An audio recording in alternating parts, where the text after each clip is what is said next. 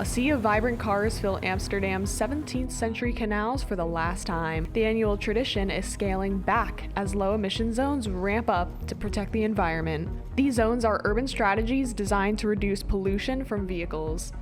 By enacting this, Amsterdam is joining major cities around the world in the fight against climate change. Everybody has to think about the environment, and we understand it, but it's a pity that we cannot just make these cars electrical. That is probably not going to work. So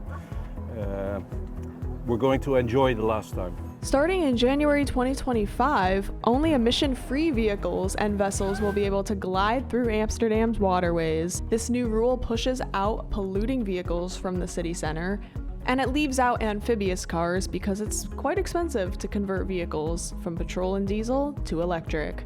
Low emission zones like this are being replicated around the world.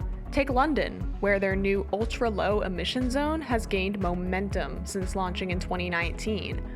Since expanding in August 2023 to cover all of London's boroughs, it clocks in as the largest clean air zone in the world, and it lowered road traffic emissions by 180 tons around the city from 2019 to 2022. How are they doing it?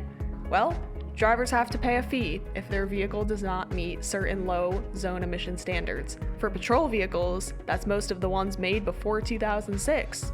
For diesel, that's most made before 2015. And in the United States, New York City is facing a similar push for congestion pricing in an effort to lower emissions and traffic in the city's most congested areas. Cars would have to pay $15 and that price goes up for larger vehicles. But pushback from the public and the fear of electoral challenges has not made this one easy, and it's been put on hold indefinitely. And it's not to say this has been smooth sailing in Europe.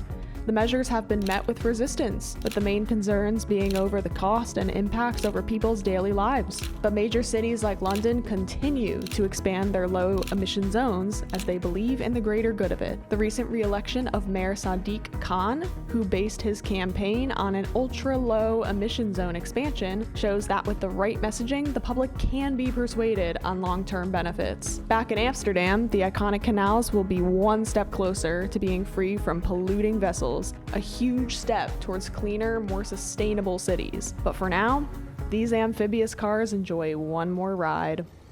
People want to see it. 2 years old, 80 years old, doesn't matter. Everybody's happy to see us. Amsterdam's canals may look a little different in the future, but the fight to transform our cities into healthier, more sustainable places is only just beginning.